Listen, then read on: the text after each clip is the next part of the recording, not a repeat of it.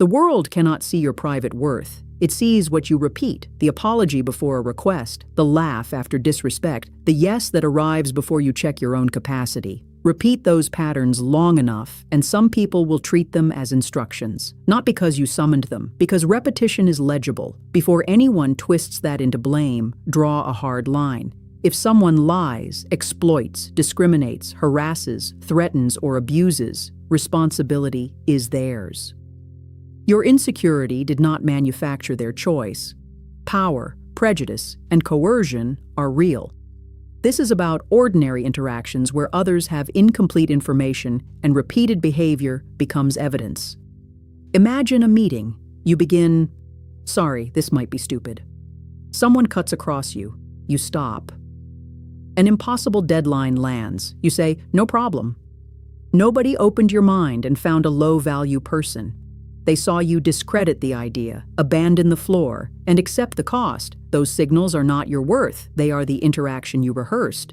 The brutal truth, private self-respect has no subtitles. People see only what reaches the room, but they are not mind readers. Research suggests people know their general reputation better than one particular person's view and overestimate agreement among observers. Stop treating one reaction as a final verdict. It is data. Noisy, partial, sometimes biased. The loop, expectation, behavior, response, confirmation. You expect rejection, and that expectation may show up as over-explaining, retreating too early, or attacking first. The other person responds. Their response feels like proof your fear was prophecy. In a narrow lab paradigm, one classic experiment showed that one person's expectation could alter an interaction and influence the other's behavior. It did not show every expectation creates reality. Expectations can enter a room disguised as conduct. Another trap is familiarity. Some self-verification studies suggest people may prefer feedback that matches an existing self-view, even when that self-view is negative. Familiar does not mean deserved. Predictable does not mean healthy. A person can practice tolerating disrespect without wanting it. That is adaptation, not consent. Do not turn a feedback loop into a moral accusation. So what changes the loop? Not chanting affirmations, not waiting for people to sense the sovereign soul hidden beneath 17 apologies. New evidence. First, audit what is observable. Review 3 moments when you felt dismissed. Record exact words and actions, not motives. Where did you minimize your point? Reward an interruption, volunteer for resentment, or make a boundary you never enforced? Second, replace the pre-apology with a clean sentence. Not, "Sorry, maybe I'm overreacting," but say, "I disagree.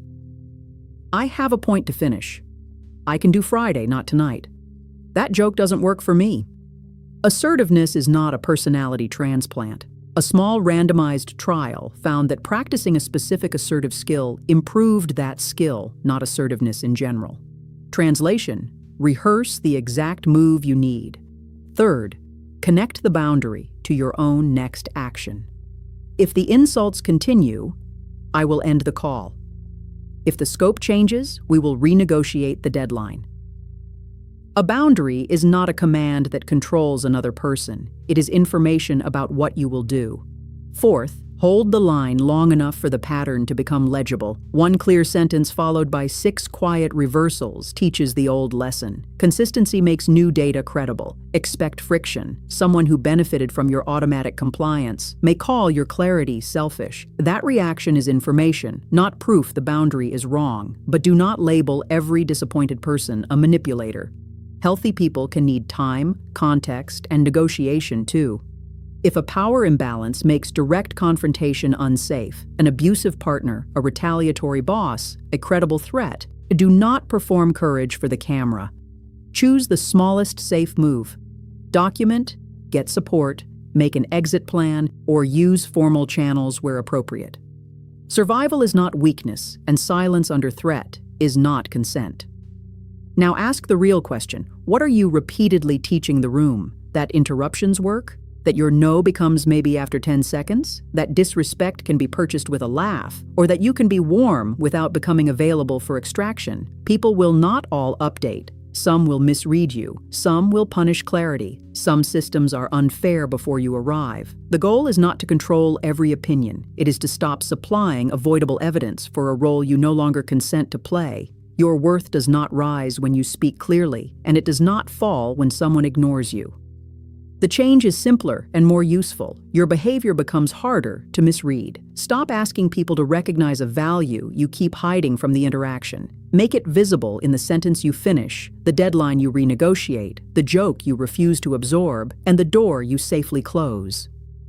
The world does not read your mind, it reads your patterns. Change the pattern, and you change the evidence. What other people choose to do with that evidence remains their responsibility.